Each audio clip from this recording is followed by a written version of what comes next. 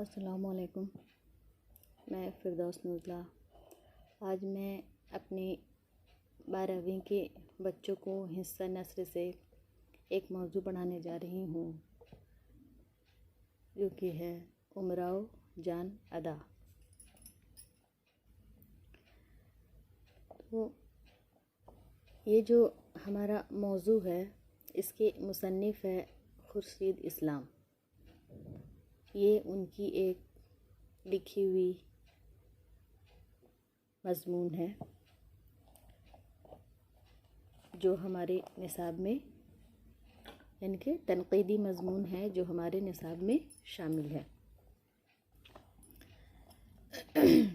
तो क्योंकि हमारा ये हिस्सा नस्र से ये मौजू है, तो इसमें क्वेश्चन आ सकता है कि उमराव जान अदा नावल का खुलासा लिखें या उमराव जान अदा के क़िस्से का मुख्तसर बयान कीजिए।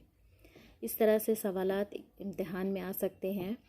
तो आज मैं अपने बच्चों को उमराव जान अदा नावल का खुलासा या उसकी कहानी को मुख्तसर करके आप लोगों को बताती हूँ, ताकि आप लोगों को आसानी से याद हो जाए और इम्तिहान में अच्छे से आप लिख पाओ।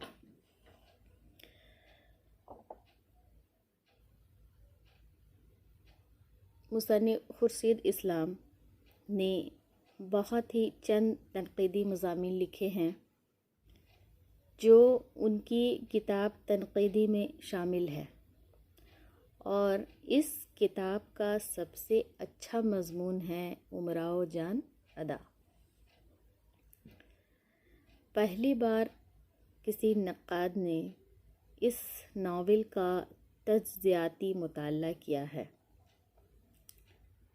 यानी कि खुर्शीद इस्लाम चूँकि एक तनक़ीद निगार है, तो उन्होंने इस नावल को बहुत ही तज्ज़ियाती मुताला किया, और खुर्शीद इस्लाम ने जिस बसीरत अफरोज़ अंदाज से इस नावल का तज्ज़ियाती मुताला किया है, वह यकीनन काबिल तारीफ़ है।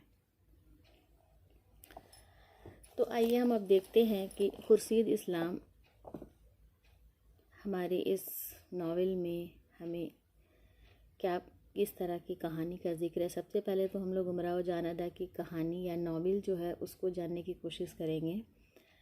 क़िस्सा क्या है, इसमें किसके बारे में इसमें ज़िक्र किया गया है।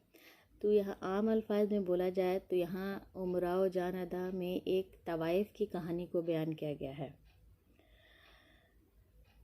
तो इसकी शुरुआत नावल उमराव जान अदा की कहानी फैज़ाबाद से शुरू होती है, जहाँ एक शरीफ इंसान जो कि पेशे से जमींदार के ओहदे पर फाइज था, इसमें कहानी में 4 अफराद पर मुश्तमिल ये ख़ानदान पर पुरसकून ज़िंदगी गुजार रहा था।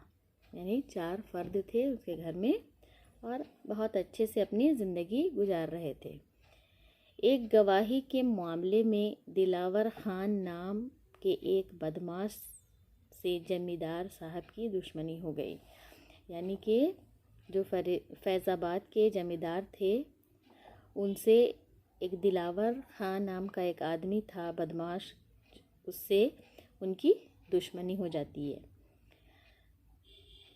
जमींदार की गवाही के नतीजे में दिलावर ख़ान को 12 साल की क़ैद हो गई। यानी कि उसने कुछ ऐसा काम किया था जिससे जमींदार साहब गवाही देते हैं और उन्हें दिलावर ख़ान को 12 साल की क़ैद हो जाती है, जो कि दिलावर ख़ान को पसंद नहीं आता। वह जब सज़ा पूरी करके क़ैद से रिहा हुआ तो इंतकाम लेने के लिए जमींदार की छोटी बेटी, यानी कि वो इंतकाम में लेना चाह रहा था कि मुझे क्यों क़ैद करवाया, तो उसकी छोटी बेटी जिसका नाम था अमीरन, देखो ये किरदार है, अमीरन को अगवा करके लखनऊ ले गया। यानी उसकी बच्ची को किडनैप करके अगवा करके लखनऊ लेकर चला गया और ख़ानम के कोठे पर 125 में उसे फ़रोख्त कर दिया। यानी कि उसकी बेटी को वह फैज़ाबाद से लेकर लखनऊ चला गया और एक खानम नाम की एक किरदार का यहाँ जिक्र किया गया है, जो एक तवाइफ के घर में नाचने वाले के घर का जो मेन कैरेक्टर होता है वही थी खानम, और उससे वो 125 रुपये में अमीरन को बेच देता है। खानम ने अमीरन का नया नाम, यानी कि जब खानम से उसे बेच देता है तो वो अमीरन को एक नया नाम देती है, जिसका नाम रखती है उमराव जान, जो नावल का मेन उन्वान बन गया। यानी कि उसी नाम से हमारे इस नावल का नाम रखा गया है, अमीरन से उमराव जान। बुआ हसीना ने उमराव जान की तालीम व तरबियत की ज़िम्मेदारी ली। यानी कि खानम के घर में एक औरत रहती है जिसका नाम रहता है बुआ हसीना। चूँकि वह बहुत छोटी थी, इसलिए उमराव जान की वो तालीम और तरबियत की ज़िम्मा लेती है, जिसका नाम रहता है बुआ हसीना। नाच गाने की तालीम बराह रास्त खानम की निगरानी में होने लगी। यानी कि उसकी तालीम तरबियत चूँकि वहाँ कोठे पर थी, तो कोठे में नाचना गाना यही सब उन लोगों का मेन कैरेक्टर होता है, तो वह नाच और गाना अमीरन की निगरानी में उसकी होने लगी। उन्हें सिखाया जाने लगा किस तरह से नाचना है, किस तरह से रहना है उसको। उमराव जान को शेर व अदब से बहुत जल्द दिलचस्पी हो गई। यानी कि जब वहाँ रहने लगी वह, तो शेर व अदब से उसे बहुत पसंद उसे आने लगा और बहुत दिलचस्पी पैदा होने लगी, और उसने शेर को कहना भी शुरू कर दिया। यानी वह बीच बीच में शेर व शायरी भी करने लगी। उन्हीं दिनों बुआ हसीना के ज़रिए एक लड़के गौहर मिर्ज़ा से उनकी मुलाकात हो गई। यानी कि उनकी जो बुआ थी, बुआ हसीना, उसको एक लड़के गौहर मिर्ज़ा से उनकी मुलाकात हो जाती है, जो उमराव का पहला गुल चैन बना। यानी गुल चैन मतलब गले की चेन, यानी वो पसंद करने लगी।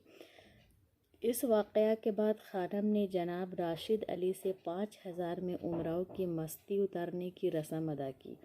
यानी कि जब वह पूरी तरह से सब सारी चीज़ें सीख गई, एक तवाइफ के जैसे रहना सीख गई, सारे नियम कानून को समझ में आ गया, तब वह उमराव से उमराव जान बन गई। खानम के कोठे पर उमराव जान के अलावा और भी कई तवाइफ थी। यानी उमराव जान के साथ साथ वहाँ पर और भी बहुत सारे तवाइफ थी, जिसमें से बिस्मिल्लाह जान, अमीरन जान, खुर्शीद जान वग़ैरह, जिनकी बदौलत खानम के कोठे पर रूसा और नवाब लोग आते रहते थे। जाहिर सी बात, आप लोग अच्छे से जानती हैं कि तवाइफ खाने में लोग लड़कियां नाचती हैं और बहुत बहुत अमीर घराने के लोग आते हैं और अपना मनोरंजन करते हैं, या फिर अपनी जो भी है वो आकर वहाँ पर नाच देखते हैं। तो राशिद अली के बाद कई मर्द उमराव जान की ज़िंदगी में दाखिल हुए। यानी राशिद जो था उसके साथ साथ कई मर्द उसकी ज़िंदगी में दाखिल हुए। उन्हीं में फैज़ अली नाम का एक अय्यार डाकू भी था। यानी उन सब लोगों में एक डाकू था जिसका नाम था फैज़ अली, वो भी उमराव जान अदा की ज़िंदगी में आया,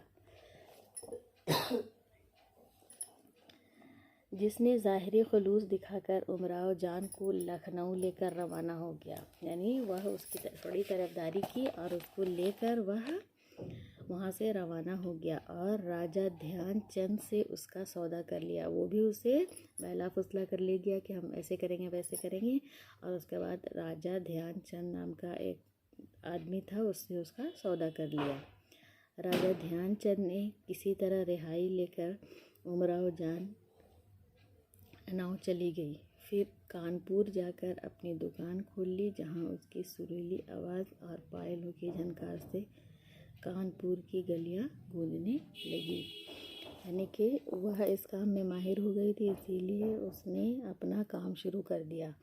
उमराव जान अनाउंस चली गई और कानपुर जाकर अपनी दुकान खोल ली, और सुरीली आवाज़ और पायलों की झनकार से कानपुर की गलियाँ गूंजने लगी। चंद रोज़ के बाद बुआ हसीना और गौहर मिर्ज़ा कानपुर पहुँचे और उमराव जान से लखनऊ वापस चलने की दरख्वास्त की। यानी कि कुछ दिनों के बाद वो लोग कानपुर आए। बुआ हसीना जो उनकी तालीम और तरबियत दे रही थी, और गौहर नाम का जो लड़का था वो, और वो फरमाइश करने लगी, दरख्वास्त करने लगी कि तुम लखनऊ वापस चलो। उमराव जान ने इस दरख्वास्त को मंजूर कर लिया और लखनऊ रवाना हो गए। फिर वही खानम का कोठा और वही माहौल।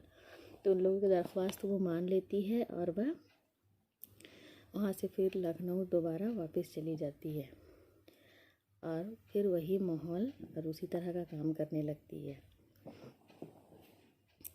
लखनऊ में गदर के वक्त उमराव जान शहज़ादा बिरजीस कद्र के दरबार से वाबस्ता थी। आखिरकार मिर्ज़ा बिरजीस कद्र ने लखनऊ के अखराज का हादसा पेश आया। उमराव जान भी कुछ दूर तक साथ गई, लेकिन बिरजीस कद्र नेपाल चले गए और उमराव जान फैज़ाबाद लौट आई, जहाँ से उसकी ज़िंदगी की शुरुआत हुई थी।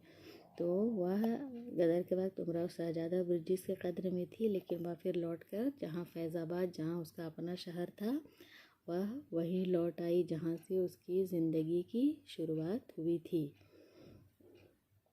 अब एक शेर कहती हैं कि पहुँची वहीं ये खाक जहाँ का खमीर था, यानी कि हम वहीं पहुँच गए हैं जहाँ के हम थे। अब इसका नेक्स्ट पार्ट मतलब आगे का जो है कहानी मैं अपने नेक्स्ट वीडियो में दूंगी।